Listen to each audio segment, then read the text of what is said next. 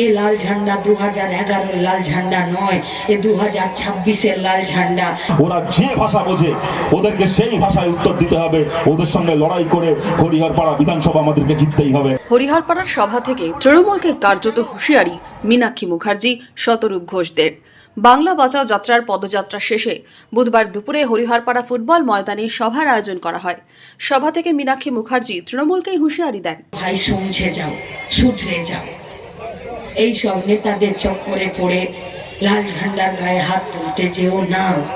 এ লাল ঝান্ডা 2011-এর লাল ঝান্ডা নয়, এ 2026-এর লাল ঝান্ডা। গায়ে হাত তুলতে গেলে পিঠে মারে, পিঠটা পুঁই মাচার মতন বেঁকে যেতেও পারে, কেউ তোমাদেরকে বাঁচাতে পারবে না। সবাই বক্তব্য রাখেন শতরূপ ঘোষ সহ সিপিআইএম নেতৃত্ব। শতরূপ ঘোষও 2026-এর বিধানসভা ভোটের টার্গেট বেঁধে দেন দলীয় নেতাকর্মীদের। এই হরিহরপাড়া লড়তে গিয়ে, এবং খালি লড়তে নয়, হরিহরপাড়া জিততে গিয়ে তৃণমূল যে ভাষায় কথা বোঝে ওদেরকে সেই ভাষায় উত্তর দিতে হবে।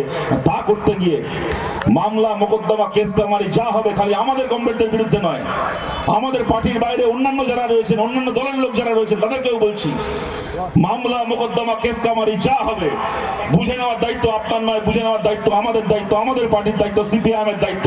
আমরা দায়িত্ব নেব প্রতিটা মামলা মোকদ্দমা কেস কামারির। একটা লোককে একটা মিথ্যে মামলায় একটা দিনের জন্য ওরা হেনস্থা করতে পারবে না। তার জন্য আমরা কথা দিয়ে যাচ্ছি সেখানে দাঁড়িয়ে, এক মাগে শীত ফলাবে না, বারবার এখানে দেখা হবে। একটা লোক তো হেনস্থা করতে পারবে না, সেই দায়িত্ব আমাদের। ওরা যে ভাষা বোঝে ওদেরকে সেই ভাষায় উত্তর দিতে হবে। ওদের সঙ্গে লড়াই করে হরিহরপাড়া বিধানসভা আমাদেরকে জিততেই হবে।